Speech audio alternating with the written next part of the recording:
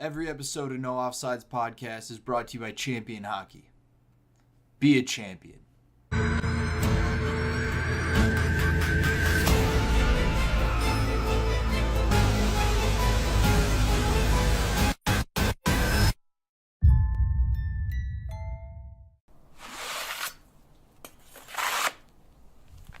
No offside.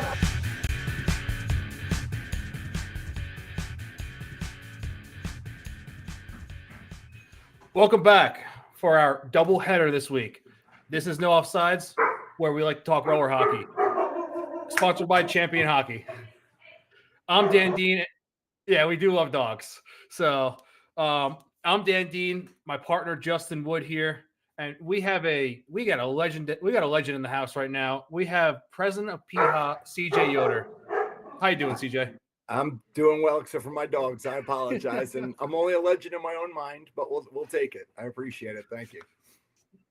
Well, yeah, I don't know about that, but I mean, the thumbnail that was sent to us to use for you is an oldie but a goodie. So, yeah, is your old what was it, the Mudcats? Okay, yeah, Is a long time ago. Yeah, it's been a bit. It's been a bit. So, I mean, we talked about it a little bit. You know, it mentioned it. You got like, I mean, PIHA is kind of buzzing right now. You got a lot going on. You got some playoffs going on to see who kind of makes finals, right? Yeah, that's right. This weekend. We start tomorrow. A couple regular season games are finalized tonight, but and then playoffs start tomorrow night, and we're excited for this weekend. It'll be a long weekend, and then obviously, whoever in the pro division, whoever wins, is going to move in onto the finals next weekend. So, there's a lot that needs to be decided this weekend. So, it'll be busy. This weekend's busy, starting tomorrow, and then obviously next weekend's our big one. So, yeah, and PIHA finals is in Colorado Springs. Yeah, at Xfinity Arena. It's a facility that I run at this point. We'll host a couple divisions here tomorrow and Sunday, and then the pro final for Rocky Mountain Division here is actually in Parker, which is about 45 minutes an hour from here. But and then all of the finals are back at the arena next weekend, Friday, Saturday, Sunday. Awesome. Okay.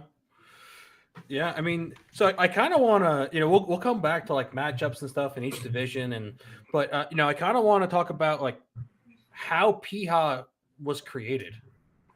Okay. Well, it's basically my father. My father obviously was the main driving force in it, and myself and my brother in 2002, I believe. Basically, what had happened was Roller Hockey International, the RHI, which was probably the biggest and best, strictly professional roller hockey league ever, went under, decided to shut the doors, and my father and I, and basically my father sat in our little office at Doc's Roller Review, our little roller skating rink in Middletown, Pennsylvania, and it's like, hey, we need a carrot for our roller hockey guys, our inline hockey players.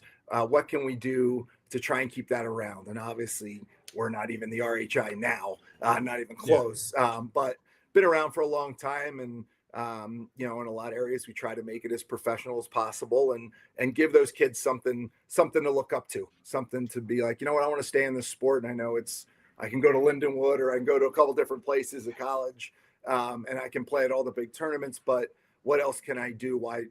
This sport that I love. So that's kind of why, that's how it got started. And that's why it got started. And that's, it's great because it gives people, it's not just men's or women's rec leagues. It's just a step up from that. It's a higher competitiveness. If anything, I'm sure a lot of these guys, especially like the pro division, love it because it just keeps them going all year. Yeah, and we enjoy it. Sorry to interrupt. We enjoy it because you're with a team. I know if you can ask Jay Muro, in Long Island, he's been doing it for years, been a huge supporter of the league, and just an all around great dude, obviously. But he says I love PIHA but my guys are together, for 4 months, 5 months straight. It's not just we come in for 3 days. You got a couple different guys on your team for that big tournament, and then everybody's gone and away again. So it's nice to have that little bit of that little bit of team, camaraderie type of deal, which a lot of our sports tournament based. And we kind of break away from that a little bit. So something to hang our hat on. I know here for the Thunder, our place here, we have our own locker room and things of that nature. So we get to sit in there and hang out and keep our stuff and have our own stalls and put a little TV in there. We're trying to make it the best we can for the guys. So we enjoy that. We enjoy that stuff. Yeah, that's pretty sweet. I didn't say that's pretty cool because I didn't even know that you all had your own locker room. So that makes things even better. Yeah, we're close. Go ahead. Sorry. No, I was just saying that definitely makes it awesome. Yeah, for sure. Yeah, a couple adult beverages in there after a practice or a game and hang out with the boys a little bit. So that and we become a team. We've been together now since September. So this weekend's a big weekend for us personally and all the other teams too. The teams will be playing and it's team or a little more team oriented. So when did because as long as I've known about PIHA, I've known about it more on the northeastern side of it. Mm-hmm. When did the Colorado division come to be? I moved out here in 2005 to basically help run the facility I'm at now and coach some travel programs. They had 14 teams here at that time, so that's really why I moved out here. And then the owner of the place, we kind of sat down and talked, and we brought it out in 2006. I think it was 2006. We've been here since then. So, and we started with 6 teams all playing out of the same facility. And then a couple facilities grew out here and then we ventured out to Denver, Fort Collins. And that's kind of how it all came together. But we started with 6 teams. All the games were at one facility here in Colorado Springs. And we've been going ever since, growing a little bit back a year or two. And then, we've been growing now lately again here. So it's been really good. Yeah. I mean, I'm trying to think. I had a short stint in PIHA. I was more of a filler player. I was in college. And it's probably 10, 12 years ago or so. And it was pretty big then. And then I think at one point, I think roller hockey in general took a dip in numbers. Mm-hmm. And so, now we're seeing you have, so in the Northeast, you have 3, what do you have? Pro, semi-pro, and minor. That's right. And so, you have besides pro and the other divisions, you have in the Northeast, you have 3 separate conferences. Is it 3 divisions? Yeah. So they're all kind of in the Eastern we actually eventually, as we keep growing, we're going to go into regions. So they would all be in the Eastern region. And then we try to do a central region, which we're trying to get into for next year, like a Chicago, Detroit, St. Louis, and then we have our Rocky Mountain division, and then we'll have hopefully a Pacific division eventually too, talking in Northern California and Southern California, things like that. So those are all divisions within our Eastern region at this point. But yeah, we have the pro, I think there's 3 semi-pro divisions in the region. And then we have the 2 minor divisions, the one up there and one down south there. So. Yeah. And I'm curious because you mentioned the one down south, which is the Dixie division. Mm-hmm. And so curious how that came to be. How did that all come to be? Because I know you're talking expansion right now. But what does it take to kind of get a new PIHA division together? Okay. We try to come up with different ideas on how we can do that. Cause obviously we'd like to expand. We think the demand is there and the players are obviously there. Mm-hmm. Just going back to your point, I agree. I think there might've been a little dip, a few years ago. But I think it's coming back. I think the sport's coming. I think COVID actually helped that a little bit. I can't tell you how many ice hockey people out here called me, CJ, you got an extra pair of skates. CJ, you got an extra pair of skates. Cause that's all you could do is go outside, So, so anyway, cool. Yeah, I think we're building a little bit. We've got a lot of 16, 17-year-old kids that grew up on inlines now, and that's all they know, that are old enough to play in the league now. So back to your question. Yeah. Expansion wise, the biggest thing is finding somebody passionate about it that has contacts in an area, that has the time, because it takes time and it takes work to put an organization, or not just an organization, but a whole division together. So it's finding that right person to do that. My father kind of oversees a lot of that. So I think him and Kane got together. He made a trip down there and they sat during a rec league down there. And then they talked and kind of came together and put numbers together and looked at players. And, we're excited about it.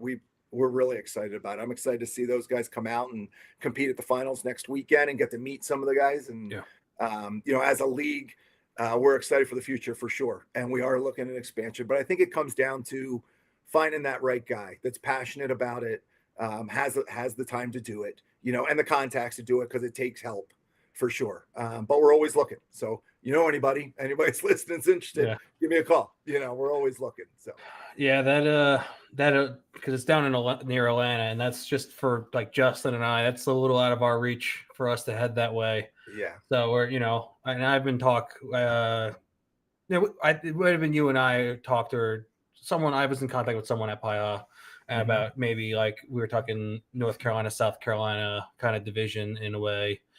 So hopefully we can get that going in the next few years or so. Hopefully sooner than later, honestly.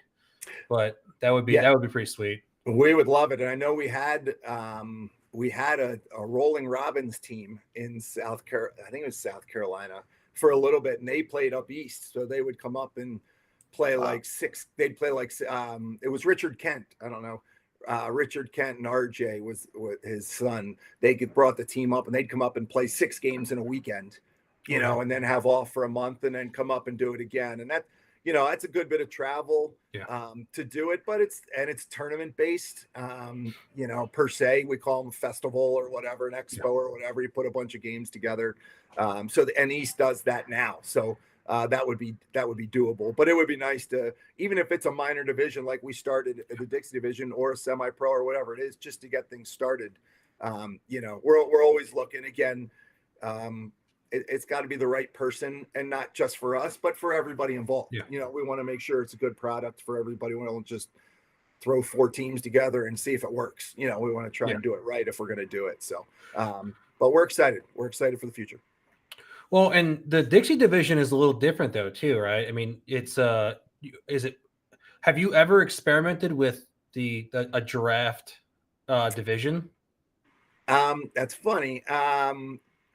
Probably, yeah. We actually did it in St. Louis, so we had a really, really good division in St. Louis, and I'm sure most of us know that are here that that's a roller hockey hotbed. Always has been, So, yeah. I think the very first year we had it out there, it was it was a pro division, and they had a huge draft, called people up on a stage, things of that nature. Sweet. And also that they could draft all those guys onto separate teams. Because if somebody would have just put a team together, I don't think it'd have been a lot of fun for the other 3 or 4 that was in the division. So Dave Garland was the guy's name there, and he did a tremendous job for the league for 2 years out there, 2 or 3 years. And it was a really, really good division. The rinks were on board, and it just kind of fell apart. But they did a draft. And going back to the very beginning, the Mudcats back then we were not a bad group of guys getting together and playing. And we knew if we just stayed together, it would never work. So my dad actually asked 2 of us to go to 6 different organizations just to start, because we all kind of grew up in South Jersey, Philly, Middletown, Pennsylvania, where I'm from, Harrisburg area. And we all jumped on 2 of us each on different teams. So we didn't do a draft, but we did split up just to get things to work. It's been amazing, the people that have even sacrificed a little bit of, we all would have loved to have played together. We were all boys. We were all traveling in a minivan, 9 of us in a minivan driving to Des Moines, Iowa for nationals or whatever, So I've been there, I've done it, and we'd all love to play together, but they were just great guys that wanted the sport to grow. So we all split and did 2 different, 2 of us on a different team, and just to get this going. And here we are 23 years later. It's been fun. Yeah. And, and like I said, I know a lot of people that have participated over the years, and it's something that I wish I did more when I was younger. Honestly, it's something I missed out on. Like I said, I had a few games where I was able to sub in, and it was a lot of fun. but I think the schedule was different too when I subbed in. Okay. I think the schedule was almost like it was like a weekly thing, like every weekend almost. Yeah. Where did you play? Where did you play when you played? I played out of New Jersey. I had a couple games with the NJ Braves. Okay. Okay. And so I think it wasn't so much like because now it's like once a month, right? Maybe It's twice like a month. they do like a festival. Yeah. Instead Yeah. of handing out medals at the end of the weekend, you just accumulate points. Yeah. Yes, you're right. And they do that out east. And a lot of that has to do with travel, Yeah. especially the pro. You know, you got a team in Pittsburgh, you got a team in Long Island, and it takes you, depending on traffic, 7 hours to get over there, 8 hours to get over there. But out here, we're lucky. We've got, we only had 4 pro teams this year, but we're all within an hour and 20 minutes, Okay. hour and a half. So we play home games. So, and especially I can talk for our Thunder side, we try to average 200, 225 people in the building, and we make it an event. We play kids between games. We have big screens that we put the guys' names up there for starting lineups and their headshots and things like that. So it's kind of going back to our roots from what we envisioned it being when we started, where you have your home games and you pay $5 to get in, and we make it an event. And, so out here we do things like that. Yeah. The East, just with travel and, the way the world is at this point, it's easier to come together, play 3-4 games and drive home and then play 3 weeks later, so. Yeah, and I think part of the reason that I wasn't able to do it was because it was almost every weekend as well. Yeah. And so, it just other obligations, of course, but I can say I do like the new schedule. And because it is, like you said, more travel. It's friendly, more travel friendly. Yeah. And accessible. Yeah. Yeah, for sure. And a good thing to the sport is there's a lot more going on too. I mean, Midwest wars and East Coast wars and Narch Winter Nationals out East, and, and Ronnie at Tours is doing stuff. And so the demand is there. The sport is growing, and those guys are taking advantage of it also. And we as a league want the guys to have the opportunity to do all that and support all of that. So if we've got to go into a weekend where there is nothing, and then you can still go do your Midwest wars in St. Louis if you want to travel there, or your East Coast Winter Nationals for Darren or whatever it may be. Then it's an opportunity for the players, which is ultimately why we're here, for the sport and for the players. So to be able to do all of it is really good. I just thought of it in my head. This could be a market for you as well. And from a lot of these smaller market tournaments that Justin and I typically go to, like the Echo tournaments and stuff like that. And, US Roller Cup just started up, had their inaugural tournament. I don't know what you would call the division, but club hockey for roller is actually, it's huge. And I think that's where a lot of these divisions, a lot of these smaller tournaments get a lot of their players. Right. And so could be something you look into to where you're like, I don't know if you want to call it like, just for lack of a better word, but like a club division. Right. Right. And so, and that you might add more teams in around in each area for that too. So just an idea that popped in my head. No, I love it. And I can tell you, my father brings it up all the time, and we sit and talk every 3 days or 4 days, and he's always got his crazy ideas. Trust me, I could go through numerous ones about how to make the game better or whatnot. I love the guy. But, Walt Frazier, who was the head of Tour Hockey, Roller Derby Skate Corporation and Tour Hockey, he's the one that got me involved with Tour and was a blessing to me, said to my father, like, hey, if you guys get this, come up with a way to get every facility in the United States on board. Like, how do we do that? Like, everybody runs a rec league. Can the rec league September through December in everything somehow be part of PIHA? And just to get involved, and then you move up from there. You have rec league, and now maybe each one of the rinks has a semi-pro team from that rec league. How do we do that? But Walt actually brought that up 18 years ago when we sat and talked with him. He was one of the premier sponsors, in 2002 when we got started. So just ahead of his time, and a tremendous man, and really, really good for me personally. But he kind of came up with the same thing. Like, how do we get more people involved? Even if it is a it's a little different somehow with that club division or whatever it may be. So I'd love to talk to you more about that if we could get something going. Yeah. It's just an idea that popped in my head right now. And I was like, you know what, this could drive more teams for PIHA. I don't know. 100%. I like that a lot. We can definitely talk some more. But you're heading it. You're running it. Yeah, exactly. Put him commissioner. Put him in charge. All right, I'll write my number on a paper, and now I'll let you know my salary. Okay. I think it's really cool that you did all this with your father. Do you feel pretty lucky to have been able to connect with him with something like hockey for such a long time? It's been our life. And he is so passionate about it, and I'm obviously passionate about it. I grew up in a little 60 by 120 roller skating rink playing, we called it Saturday Night Thunder, from 11 p.m. until the goalies quit 2 a.m. And that's what I remember, and he was there, and then to build this, and we got to travel over the world with him coaching Team USA for a couple years. And then obviously the Mudcats for over 20 years, and he's coaching, and then to build this and still be around and him still be so passionate about it. There are times I got a million things going on at the rink, and one of the managers that's there with me, Colby, will look at me and be like, "Uh-oh, your dad's got his scroll out. He's got something he needs stuff to talk to you about," but he's just so passionate about, and it keeps us so very close. And yes, I mean, it's just a great point. It's been tremendous for our family, and now my kids are starting to play, and it's a big vicious circle. But I love it. How many kids do you have? I have 3. So I have an older son that's 13 and plays both ice and roller. I got my princess in the middle that's 11, and then Finley is 8 and loves the inline, doesn't even want to do the ice right now. So and my oldest one loves it too. So they're lucky enough to get to run around the arena here, just like I got to run around our little roller skating rink. So we've been very blessed. Oh yeah. I mean, when you look around and you got some rink rats, right? So, and that's great. And that's, when you're at the rink, you don't really notice them, but then you're like, wow, these kids are here all the time.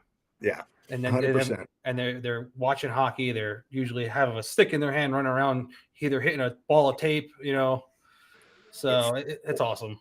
100%. And I grew up doing it, and they're doing the same thing. And it's great here at the arena in the Springs. It's like a big family. I could be out having to coach 4 games in a row, and I'm on the bench for 2.5 hours, and my 8-year-old can run around that rink, and I know he's safe, and my parents were the same way. So it's pretty cool. It's pretty cool. You said that when you guys would play when you were younger, you would call it the Thunder. What was it?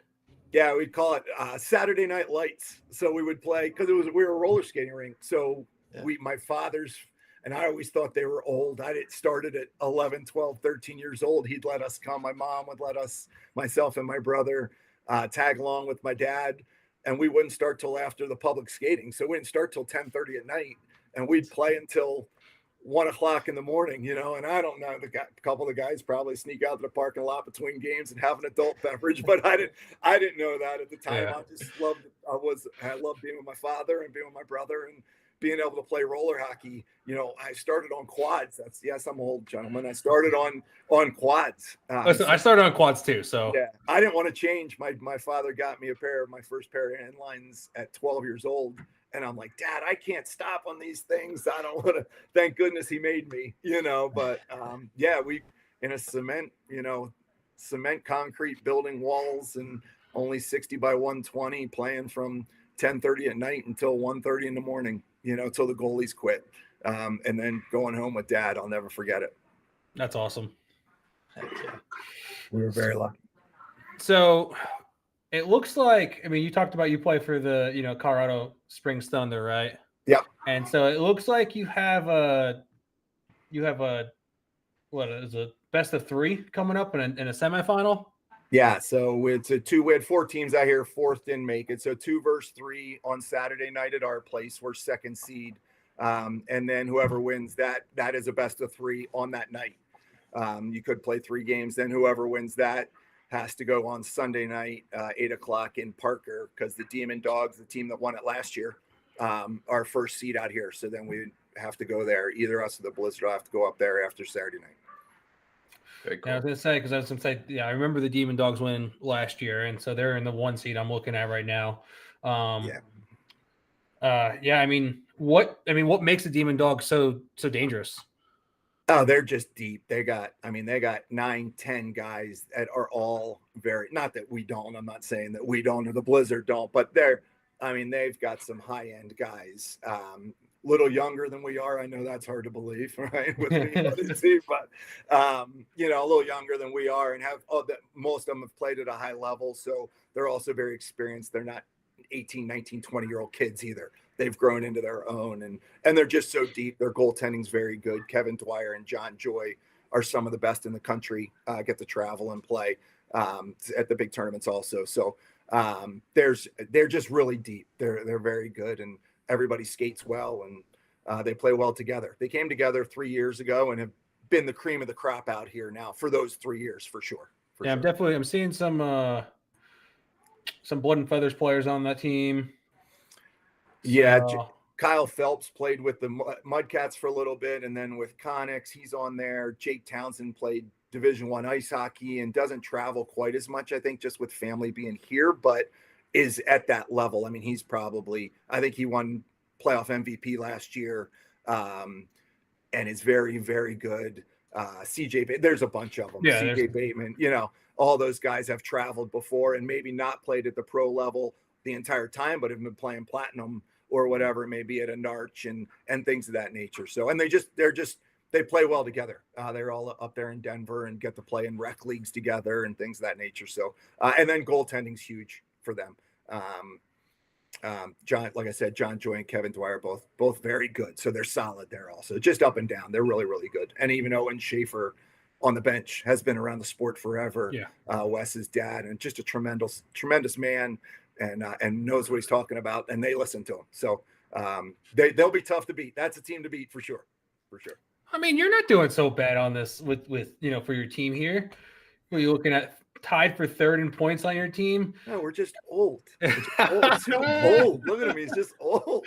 But no, I mean, Derek Burnett was one of the best defensemen in the world, for years on Team USA. That was only 2-3 years ago, and he's a staple for us. And a couple other guys that a lot of guys might not know, but are tremendous hockey players. A Parker Harrison and a Cody Ayers shoots from everywhere and scores goals. And then we just added some younger guys, which really helped us from last year. So Christian Perry was just out at West Coast Winter Nationals playing with the Blades, and Skylar out there. So, he's getting his feet wet nationally also and is very good. So, yeah, I'm not saying, we've played with them all year long, but they're definitely the team to beat. We have to play well. We have to play well to beat the Blizzard. The Blizzard have some tremendous players on that team too. So it'll be a long weekend this weekend for whoever wins this division. And then we go right into a 7-game series next weekend against obviously the best team in the country, out there, with Long Island guys coming out. So, so it's going to be a long 10, 12 days for whoever it is, but it's exciting. Like I said, it's culminating after 5 months of being together. So we're excited about it. I mean, and you mentioned the Long Island team, right? I mean, that final was a solid. I mean, you can't ask for anything better than Game 3 to go to overtime, right? I mean, yeah, last year. No, this year for the yeah, when the Aces, and I watched that one online. It was the few. I'm sorry. The few versus was it the Sting?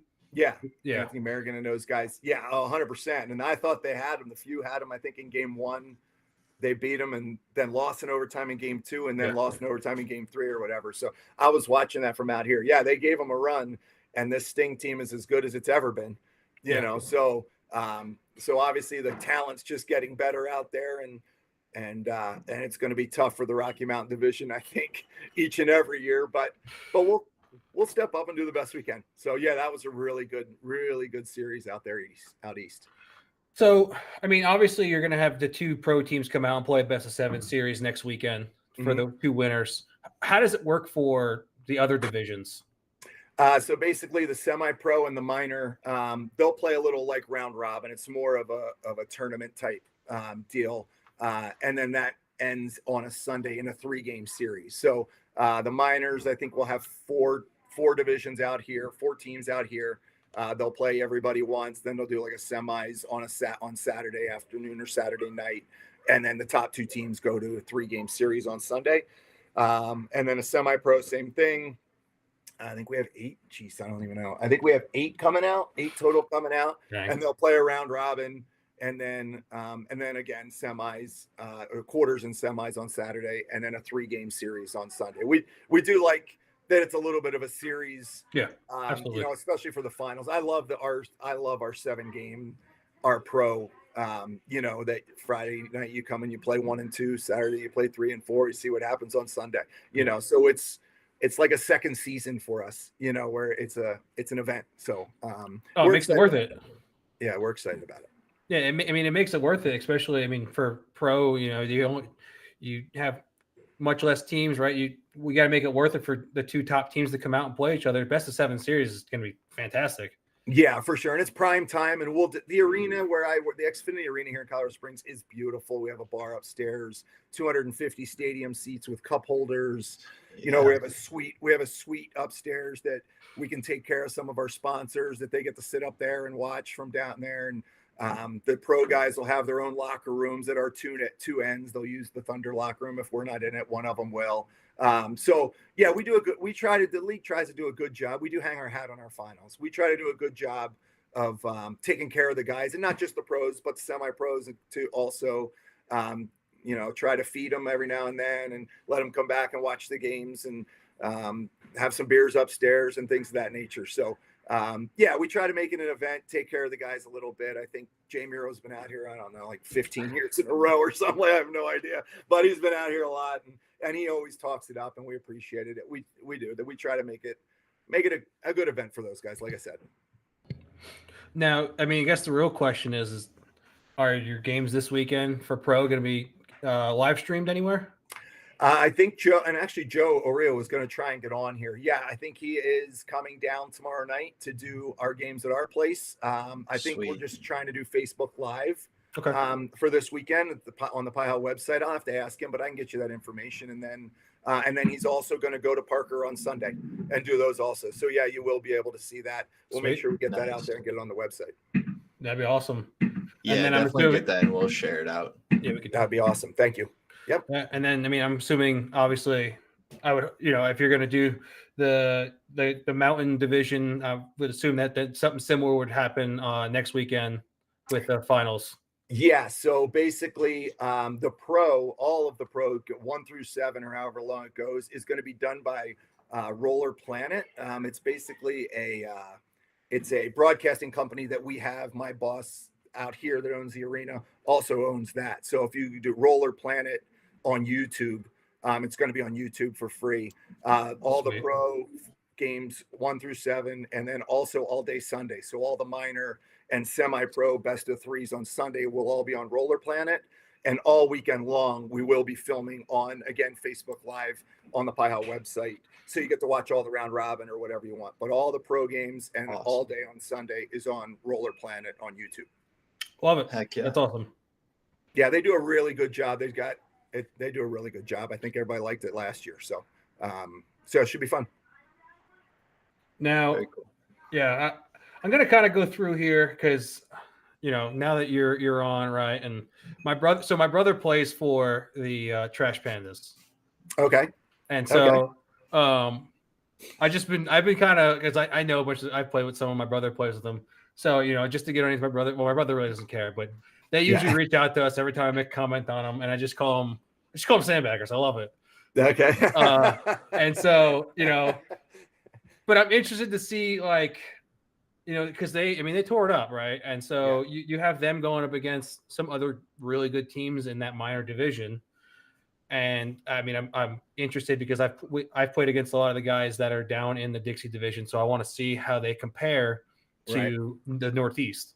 Yeah, because you know this, the Northeast is a different beast. 100%. You have Southern Cali, you have the Northeast, and then for a little while you have St. Louis, which is a good hub for hockey, but I still don't think it compares to the Southern Cal and Northeast. and then you had Florida for a little while that was doing pretty well with talent as well. So I'm super interested, especially in that division, of watching some of the guys that I know from Atlanta area to go up against the Northeast and see how they look against them. Yeah. Yeah, it's kind of cool to bring everybody together from different regions and see. Yes, you're right. I would say the Northeast, whoever's coming from there are kind of the teams to beat, from pro all the way. And I don't even know, I haven't really been able to watch with us running everything out here, the minor division and things of that nature. But just most of the time when they come out here, they're a little bit better than even what we put off here in the Rocky Mountain division. Although I do think our teams are a little bit better this year. All the way up and down. I think we'll compete a little bit better with whoever makes it in the semi-pro. And one of our minor teams is probably a little better than the other three. So if they don't make it, that's a big time upset for out here, and they're not bad.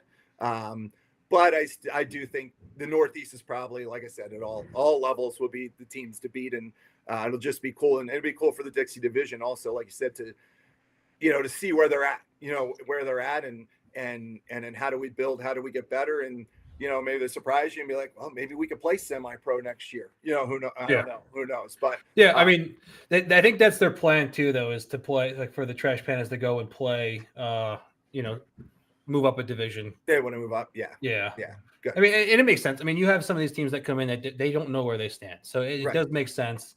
I'm looking at who's playing here. You have the Atlanta Fire Ants, the Trash Pandas, and it looks like the Suffolk Sting on the eastern side. Mm-hmm. And then I'm not looking at it, but no, you're good. And then I'm just looking here and then I guess what you have playoffs today this weekend to determine who goes next weekend anyway from the Rocky division. So,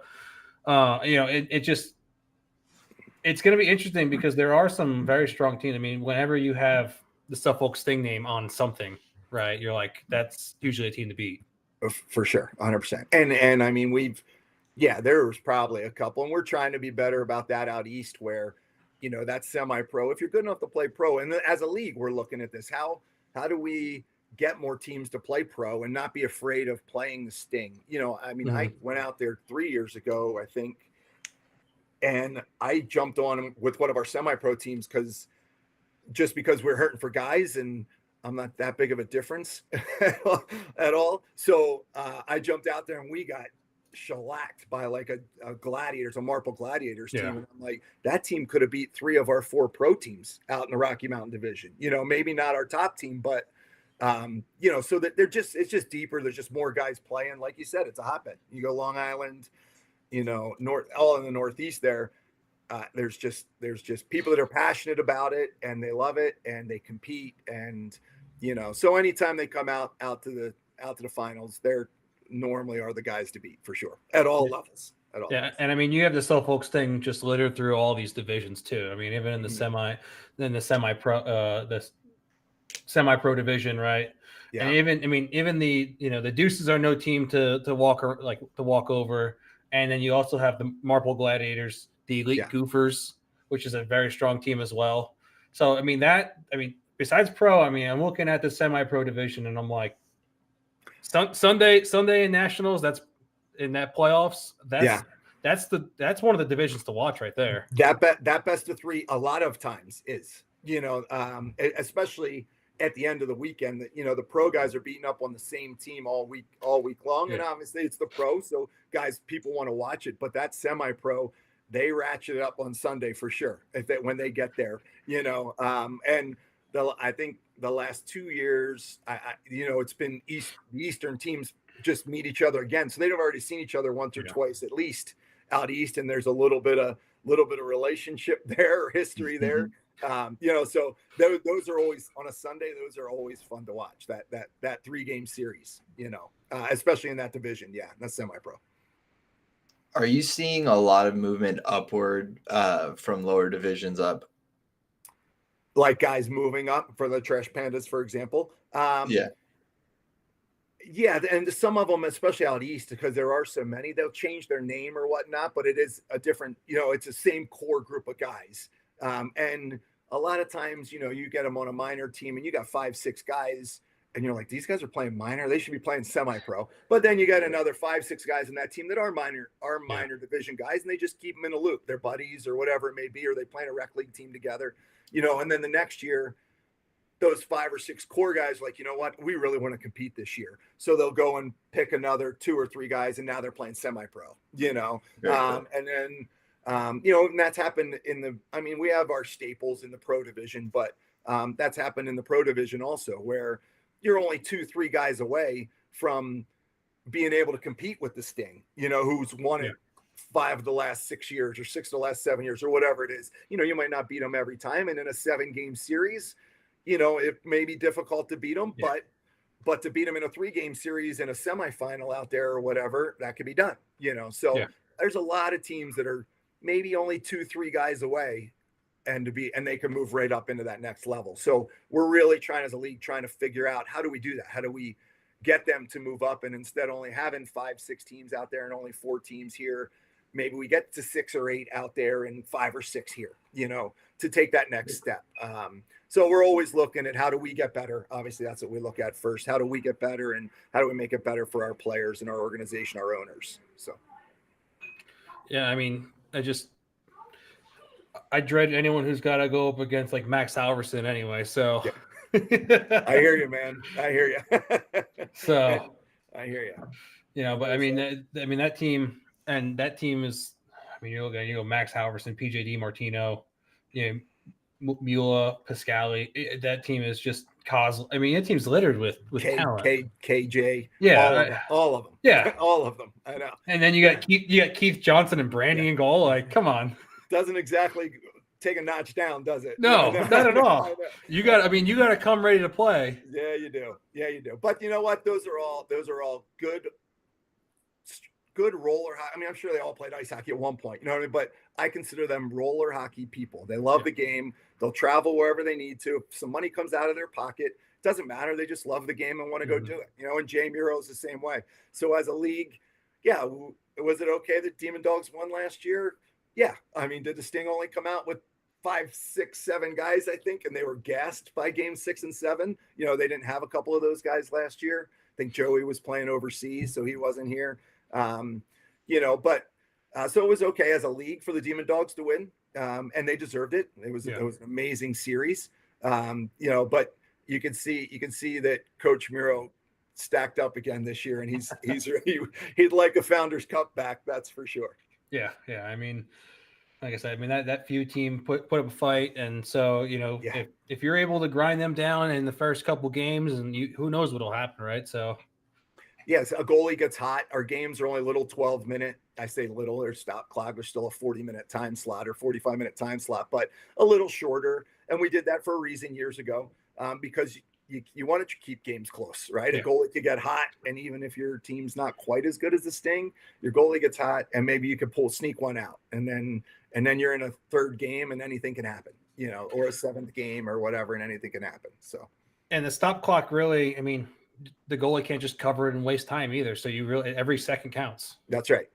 Yeah, we like that. We started with 4 12s, and to make it along in 2002, thinking, okay, we're gonna have people pay to get in, and this.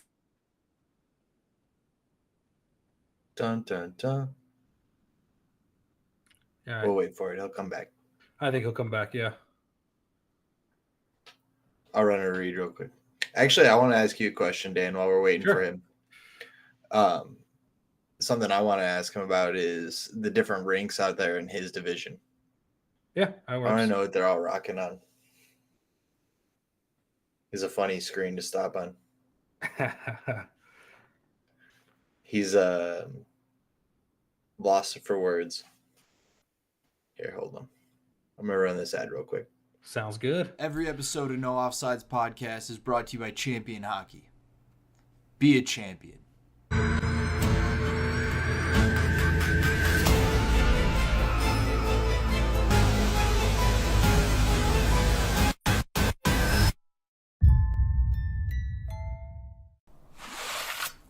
Yep.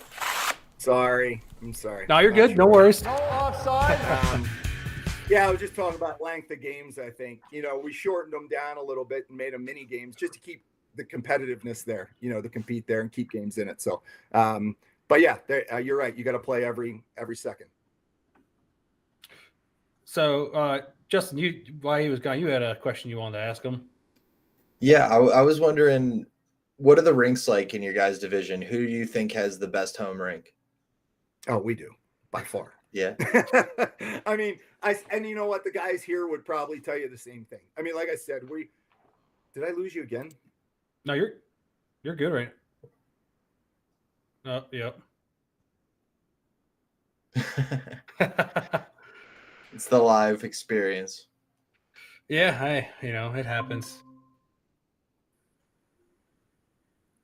We found you. Oh my gosh. I don't know what's going on. I apologize. Don't worry. No, you're good. No worries about it. Okay. Yeah. I mean, I think some of the other guys would tell you that same thing. We, with the way we're set up, we have a bar upstairs. Not that that's all end all be all, but I don't know if you ever seen pictures of our facility, but we have a huge big screen on our one wall that we can, put sponsors on and things of that nature. And then we just had 2 brand new scoreboards. They're all LED. Same thing as our big screen actually, but they're the scoreboards at the end too. We're very lucky with where we play for sure. And then Foothills Fieldhouse is a really nice facility. It's 2-rink facility, one's soccer, one's inline, used to be double inline. That's where the Fire play out of. That is a really nice facility. It's a normal inline hockey facility, but a nice place. And then the Parker Fieldhouse actually is also, it's beautiful. I can tell you, like I said, I'm old, so it's 100 by 200 rink. So it's huge. The rink is big. Yeah, but it's full length glass down the whole one side, all the way down to the kick plate. They could put a bunch of people into that building if they wanted to. There's seating all along the one side. It's owned by the city, so it's got rock climbing in there. It's got his indoor soccer also that's full. So as a full, facility, that place is really nice. They just have other stuff going on. We are strictly inline hockey. We do other stuff, other disciplines at our place, but when Thunder's there, it's only us, so we can make it more of an event for something like this. I think we are set up, for a PIHA, like to have a PIHA Pro home game or even a semi-pro game or whatever, we're set up perfect for something like that. And I think the other guys would tell you that. I think the other owners, the other places, they love playing at their home rink. Obviously that's why whoever wins Saturday night's got to go to Parker, because they're like, well, we're not coming to you, so we're first seed and you're coming to us, which I totally respect. But I don't think they mind coming down and playing at our place. That's for sure. I mean, what are your rinks rocking on? Did you guys, any of them upgrade the still mat or? Yeah, so ours is still mat. We've had for 2 years now, 2.5 years. Really good. The Foothills Fieldhouse, they were talking about getting a new floor, but I don't think they have. So they're on an older sport court, but the floor is not bad. And Parker Fieldhouse is on, actually, I think they're on ice court, but like a little older ice court. But again, they're all very, very, we're very lucky out here. They're very nice. All 3 are very nice. That's sweet, man. I mean, listen, if you can have 4 rinks within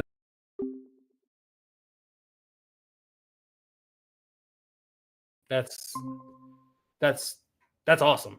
Yeah. No, like I said, and from our place, it's probably 50 minutes to Parker, and we're right here in the Rocky Mountains. I mean, it's not like we're not driving the New Jersey Turnpike. You know what I mean? Like it's beautiful where we get to drive to also.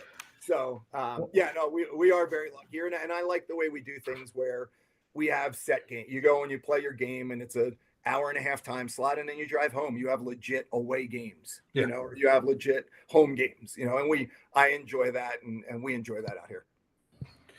Yeah, I mean, it's great too to see that there's still a decent amount of rinks in other places, especially with the amount that are still closing down. Mm-hmm. It's amazing. And when I first moved out here in Fort Collins, we had a team up there for about 5-6 years. They had a 2-rink facility. They hosted, the first year I moved here, 2005, they hosted college nationals. So there were all kinds of teams here too. Yeah, in Fort Collins, and now that's totally gone. There's no rinks at all up there. There was another rink in Denver, 2 other rinks in Denver. One was a 2-sheet facility. We then went to 1 soccer, 1 inline, and now is just strictly soccer. So we've lost our fair share here. But we have our 3, and there's another one in Greeley owned by the city that they do everything on. It's sport court, but they do volleyball. They do, you do whatever you do to make it work, right? So, which totally respect. So we're still lucky when we got here. We got a good base of hockey players. They've grown up doing it all their lives, and a lot of them still playing at a pretty high level. So. Yeah, I mean, that's great to hear, because you look at it and most people would just rather just sell off everything and be like, oh, we're moving on. So and it's great to see, because especially with what PIHA does is it keeps rinks busy. Yeah, it's a little bit. I mean, everybody's looking to put. They want, you can't go into a business plan for a hockey facility and be like, well, we're only going to be open on a Saturday from 4 to 9. You know what I mean, or whatever. Like, you got to fill space for sure. Yeah. That's one thing about where I'm at personally. I'm working kind of for Skate City Sports, what it's called, and our owner owns 6 roller skating rinks, but each of one of them have their own hockey club, and they practice at that rink, but then they all come together and play at our facility at the arena. Because it's only an hour drive for 4 of them, and then it's only a 20-minute drive for the other 2. So we have tournaments at our place, youth tournaments at our place every weekend, depending on what age group it is. And it's all like infrastructure because of the owner of the place having his own little roller skating rinks also, but still, willing to support inline hockey. And then that obviously supports the arena and just the growth, of what helps PIHA, obviously, just the growth of the sport here in Colorado. So we are pretty lucky. We're pretty lucky all the way up and down, from my little guy at 8 years old has a place to play. That's what's important. Yeah, that's right. So we'll keep building. We'll keep getting better. Now, one of the things I want to talk about here is I like how you bring in end of season awards. And so, I mean, what goes into consideration for a lot of these awards for, I think they're, like defenseman of the year and stuff like that. And you bring in people from multiple divisions that go up against it. So how do you choose the nominees, and how do you choose who wins the awards? I mean, we do the best we can. We have a committee, a league committee that we just come together, and we'll throw some names out there, and we kind of trust one another. It's hard for somebody like Anthony Flynn, who is our East Coast coordinator, to say, well, CJ, obviously you can see Derek Burnett played only 14 games and has 24 points or whatever. And we know he's not a bad hockey player, but is there other people that we should be nominating or whatever? So I kind of throw that out there, or Joe Aria, who helps me out here, we'll throw a couple names in the mix. And then the same thing, with the Dixie division or the Eastern, and in the Eastern division, we have Anthony Flynn and Dennis Jelsic, who kind of help. We'll make a phone call to some of the guys that have been, we don't mind making a phone call to a Jay Muro, who obviously we know knows the game and has played against guys. And he's honest enough to be like, it doesn't have to be my guy every time. Like, this kid just came out of the woodwork. I don't even know where he came. He moved here from Ohio, but he's really good defensively. So then that's a guy, okay, well, we'll put him on there, and then our committee gets together and we kind of decide on who wins going in each season. And we're not saying it's obviously not perfect, but we just do the best we can. You want to recognize as many people as you can. I love, I'm passionate about the Organization of the Year award, just because, and we've won it a good bit, but it's because we try to do all those little things, because ultimately it was this came about to try and keep youth kids in our sport. So we try to make sure it looks good, for them and do it. Prevent my guys dressed in shirts and ties coming in and out of the building everywhere we go. You know what I mean? We have a little player's entrance on the side right by our locker room, so that we don't just come in the front door with our bags on our backs and our sticks, just little stuff like that. But there's been plenty of organizations, trust me, that try to do the best they can. We just are lucky with our facility and whatnot. But all of that, like, we have an unsung hero award just for somebody that has put their time in, and maybe nobody knows them. They're in the background, but but they did so much for the league that year. Like we take pride in that stuff, and we do try to distribute to different, divisions and whatnot. And we don't want to just all go to the East Coast or whatever. But again, it's not set in stone. It can always be better. But that's kind of how we kind of bring things in from everybody and then see what works. And all the winners win a week's trip paid by PIHA to Cancun, right? Oh yeah, no problem. when I get that, then they'll get it. Okay, but until then, they get their name on a plaque. Come on, what else?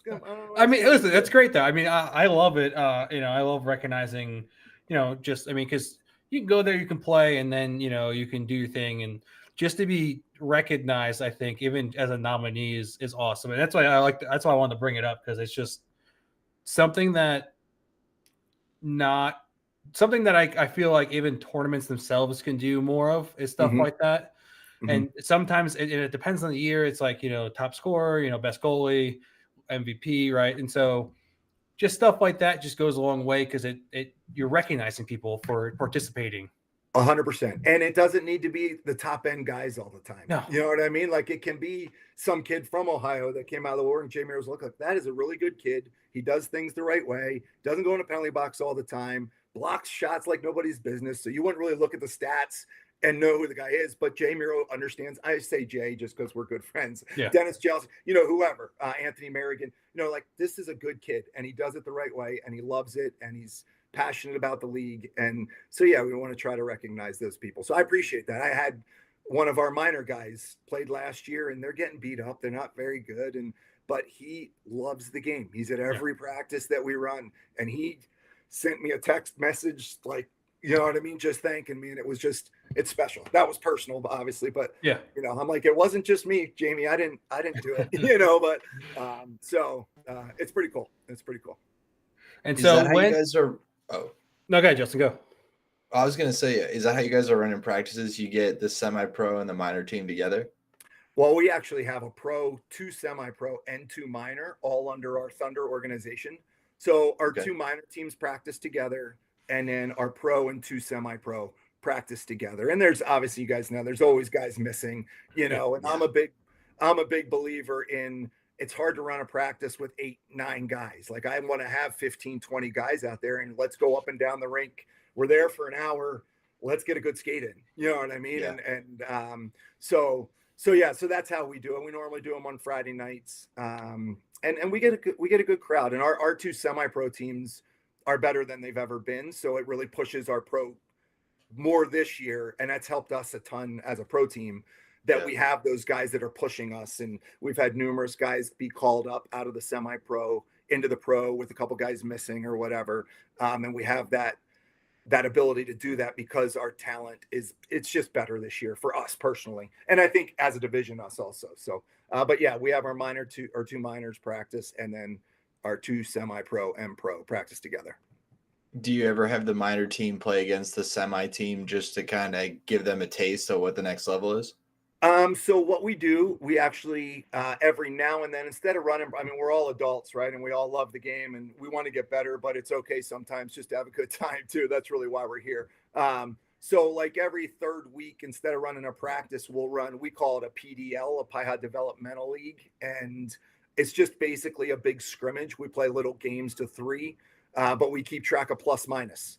So if you're out there, you go by and you're like, oh, green number 9 minus, 11 green minus. And then we keep track of that, and we keep a list, and we're all together with that, pro, semi-pro, and minor. So that gets those guys out there. Get some of us old pro guys out there with some 16, 17-year-old kids that you can tap them on the shin guards and just be like, hey, when I do this, try and get to the net there, or you lost your man here, just stay on a D side, just to give them a little pointers, if they want it. If they're like, dude, I'm just here to have a good time tonight. Yeah. I'm a -8. I'm trying to get a plus, if you don't mind, but it's fun. We'll turn the music on and, in the background a little bit, but we still try to, it's a little compete. We play games to 3. If you lose, we keep track of that. And then we also keep track of the plus minus. So guys are doing both ends of the rink. So, so you got to compete. And That's so, awesome. Yeah. And I'm curious on, I'm going to go back to the awards. But like when do these get announced? So Anthony Flynn will announce them. He likes to do that. He kind of heads all of that. He does that. I think Friday night we're doing most of those before the pro. So we'll do announcements, and that should be live where you can see who it will be. It's hard because obviously not everybody's going to be at the finals, but we try to give the people that are going to win something that might be able to be at the finals a heads up that, hey, you're going to win something. If you can be there Friday a little early before the pro game, we'd like to call you out onto the floor and shake hand, get a picture taken and whatnot. So, but I think we have an awards ceremony on Friday for about 45 minutes before the pro game. Okay. That's pretty neat. And I'm looking at some of these names here. I mean, looking at pro, you got PJ, Ryan Marker, Jake Townsend, goalies, Steve Brandy, John Joy, Joel Eisenhower, right? And then you got, Jordan Mula, No Let's Go, Wes Shea. I mean, you get these names. You even have in the semi-pro. You got Mike Tardino. You have Chris Marcillo, who's been on the scene a little while now too. Yeah. I mean, you got some names up there. I mean, it's great. I mean, you got take these people's pictures, and some of them are pretty goofy. Yeah. But they're there. Yeah, exactly. You have a whole page dedicated to these people. Yeah. And then if they don't take a headshot, it looks like if you're able to get an action shot of them, they put that in there too. So no, it's awesome. I love it. Anthony Flynn does a lot of that. He's actually been he's been since inception with us, and except for a couple of years, but he's been really, really good. And he is really good at stuff like that. Also, he gets on me all the time. CJ, I need a headshot of this guy. What are you doing? Because it's not on the website. I need it. So he'll call me out every now and then. That's awesome. Yeah. I think it just brings a little more to the league, right? It's just something different than just a regular rec league. And you get to see where your stats are compared to somebody in Long Island or in the Dixie division. I know our minor guys love that they can kind of, where am I at? Even if I'm not a top 25, who cares? Just where am I at amongst all these guys playing all over the country? So it's just a little something. Yeah, it's a little more, a little more than just a regular beer league, a rec league. Heck yeah. Yeah. And I lost my page here. That would be heaven for Dan. Dan's a total stat guy. So it's great to get my own stats and everything like that. But I am all for we pull these guys on for the podcast, and I'm like, I got to run their stats real quick. Let me grab some of their stats from Tours, Narch. Yeah, let me hockey DB this guy real quick. Right? Yeah, and depending on their age, depends on whether they have a hockey DB or not. Yeah. And and I look up and I'm like, oh, they had a stint in the SPHL and stuff I'm like, oh heck yeah, let's talk about this. For sure. No, I get it. I was caught in a rabbit hole last night at our rink. We had a little skate last night, and then I found a program from Richmond, actually. Richmond Renegades. My brother played in East Coast Hockey League there, and I'm looking at all these names of guys that went through there and that I played roller hockey against and a little bit of ice hockey against. And one of the guys that played there now helps coach my son in ice hockey here. And it's I just went down a little rabbit hole like that just last night. So pretty cool. Yeah, I mean, if I found this stats page a little sooner, I would have went down a rabbit hole for a while. But one name that's littered all over the stats page is Jake Townsend, right? He's good. When you average almost 3 points a game, you're looking at 57 total points in the season. That's some impressive stuff right there too. He can play with anybody in the country for sure. He showed it last year. Like I said, he won playoff MVP last year. Nice. And I think he scored the game winner in Game 7. And honestly, he's a really good dude. He goes out, he plays the game, doesn't say anything, rarely takes penalties. He just goes and skates around me. That's basically what he does. But no, he's really, really good guy. And like I said, he can play with anybody in the country. Yeah, we saw him play at USRC with the Blood and Feathers, and the speed was there for that entire team, right? And so you can't teach someone to be that fast. Right. No, he just gets up and goes when he wants to, and it's like his first 3 strides are just better than most guys, so then all of a sudden he's gone, type of thing. It doesn't even happen. And those are the 3 biggest ones, right? If you can get a top speed in 3 strides, you're going to beat a lot of guys down the rink. So. Yeah, I mean, it's like, I consider myself having 3 decent strides, but it's a matter of how long does the legs work for? Yeah. I hear you. I got 1 good stride at this point, but that's all right. I still love it.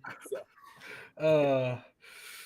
But yeah, I mean, it's just great to talk PIHA because it's a unique league that it's just all year round. Mm-hmm. And there's nothing else like it. Right. You have sprinkled in tournaments. You have some qualifiers that you have tournament season, right? Right. Which obviously it seems like y'all try and kind of finish up right before those start up. But it's nice that there is something out there for people, as we've already kind of talked about. And I can't wait to see what the future brings because I feel like roller hockey's back on the up. I agree. I agree too. I agree 100%. And so I just can't wait to see, because I still think there's people that don't even know what PIHA is. Mm-hmm. And which is kind of crazy to me because, but then again, like I said, you're expanding now, which will bring more eyes onto the scene. And people are like, oh, I want to do that. Right. Yeah, and then exactly. And then you create more hubs in certain different areas, and then it's just going to blow up. Right. I agree. We need to be better. We need to be better at that. And we do talk about that every year. And we're having league meetings the Thursday night before the finals, because there'll be a bunch of guys and talk about some possible rule changes. You heard it here first, but possibly maybe expanding to 24 games instead of just 20 and going a little later. So it's even more of a season. A lot of people want that. The people that play in it love it. So, oh yeah. And that would give us, if we expanded a couple months out, we could even schedule it. It's not that big a deal out for us out here because we can always make it work. But in the East Coast with college and things of that nature, they got a lot they've got to schedule around. So, so we're going to talk through all that and then come out with some of those ideas later. But and it just helps. You're right. You get somebody that was in St. Louis, playing college hockey and gets a taste of PIHA and then moves back to Denton, Texas, and there's a rink there. And he's like, well, how do we get PIHA coming here? You know what I mean? Like, let's do that, So we need to be better at how do we get more people in the loop, and it helps with you guys just even having me on. So I appreciate you. Thank you very much. And we'll keep getting better and keep moving forward. I mean, I have one final question for you, and that's, there's been a lot of talk, especially since professional women's ice hockey, and that's with the jailbreak rule. Is that something you think you'd be discussing at your meeting? About having women's? No, not having women's, but like have the jailbreak rule of like being shorthanded and scoring a goal and getting your guy out of the box. Oh, got it. I haven't even witnessed it. I haven't even looked at it, but we've talked about that. We have talked about that. My dad's thrown so much stuff out. It's amazing. He wants to change the point system. If you score the last goal of the game, you get an extra point, so that even if you're down 3, you're still trying to play. You know what I mean? You can get a point.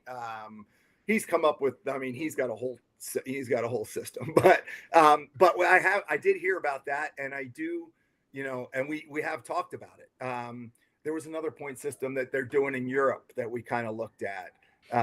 We always talk about how do we make the game a little faster. Although this new group, I don't think they weren't taught like I was taught, where it is all about. I mean, it's about possession, right? We want to have the puck, but we were like, if you don't have a clear cut 2-on-1, you turn it back and you slow things down. That doesn't happen quite as much now. I think we go up and down the rink a little bit more. The guys are just so good. Joey DiMartino and Max Halverson don't want to sit behind their net so they get a clear cut 2-on-1. Like, they want to go, and they should. Jake Townsend, same thing.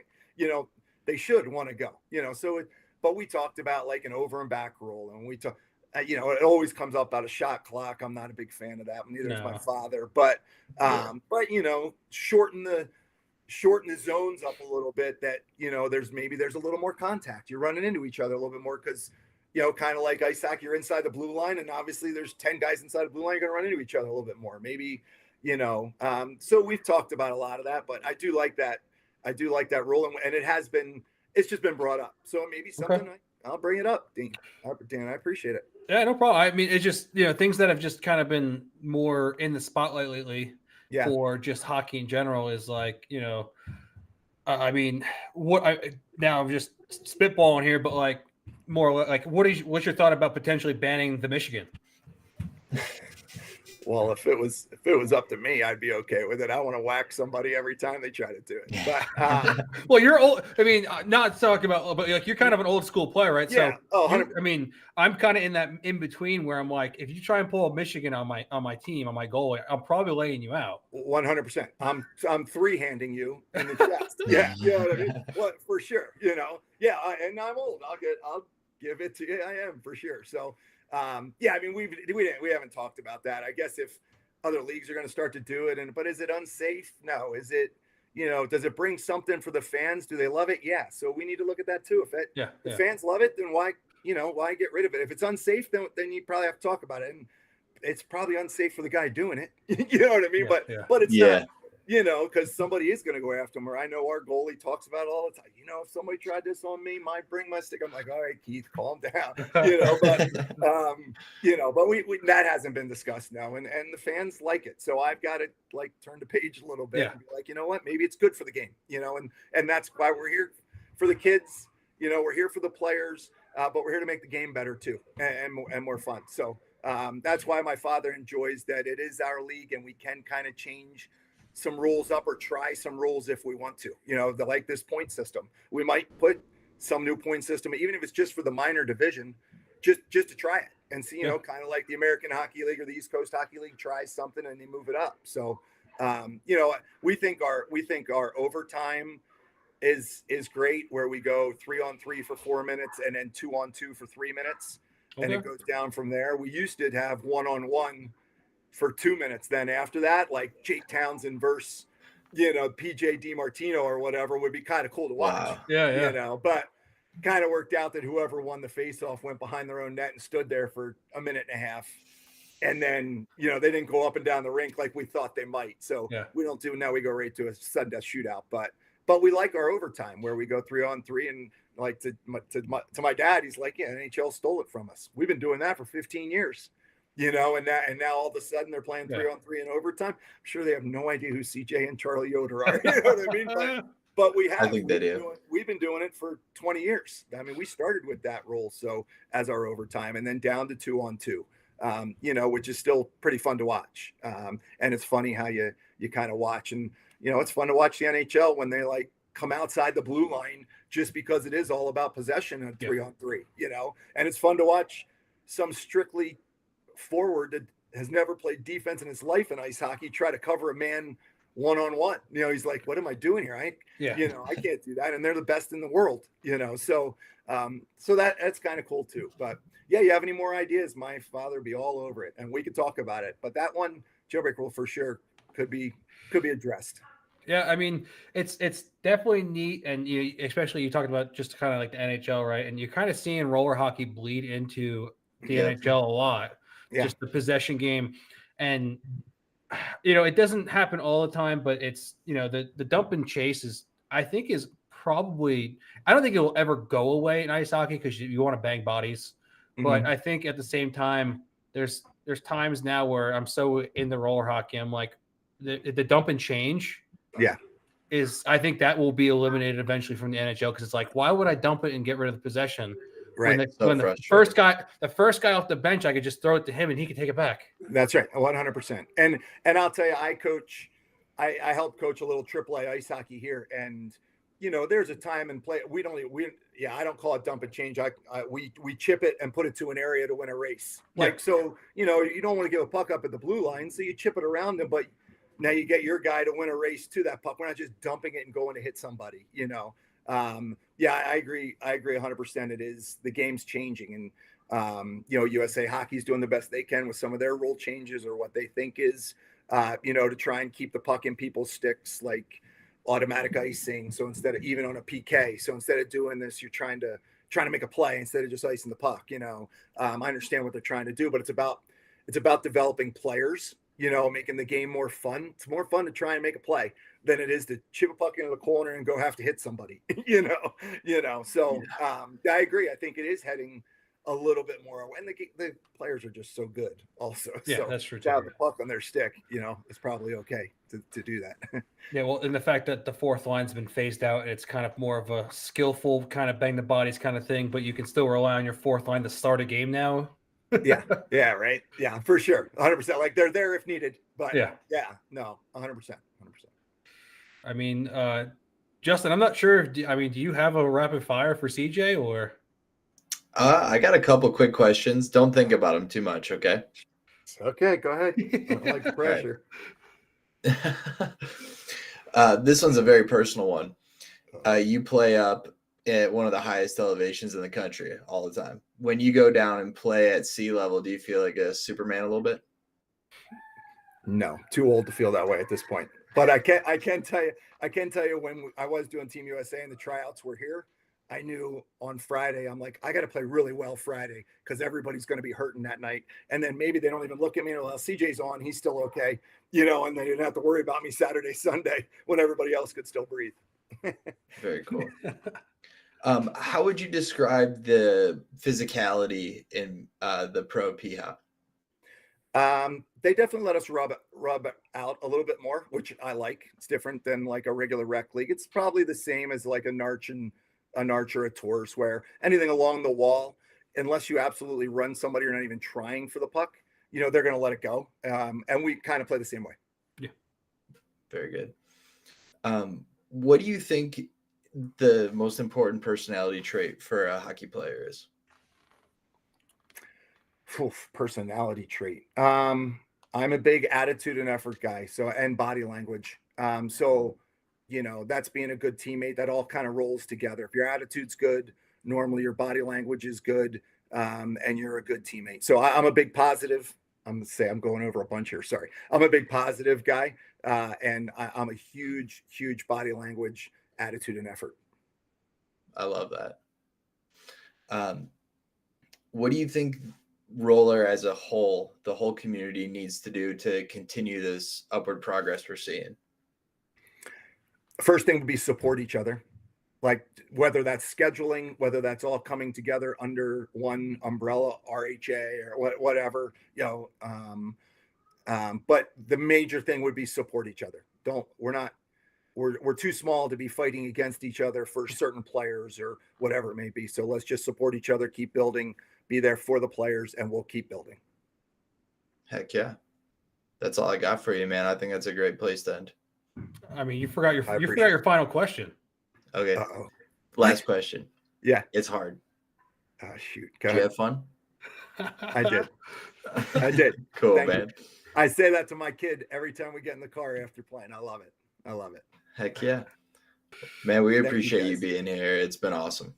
Yeah. Thank you guys. Anytime. And if ever I can help do anything for you guys, you let me know. Will do. If you're watching, make sure you like, subscribe to the channel. Follow PIHA because PIHA, they got stuff going on all the time in non-tournament season. So if you want to look at stats, you want to look at what's going on, you want to look at who's playing, follow the website at thepiha.hockeyshift.com, or it might even be just thepiha.com, right? Thepiha.com will take you right to it. Thepiha.com. And just remember, if you're forechecking in roller hockey, don't let up because there's no offsides. I'm Dan Dean. I'm Justin Wood. And CJ, thanks for coming. Thanks, you guys. We appreciate it. Yep, thanks, man. Bye-bye. See you later. No offside.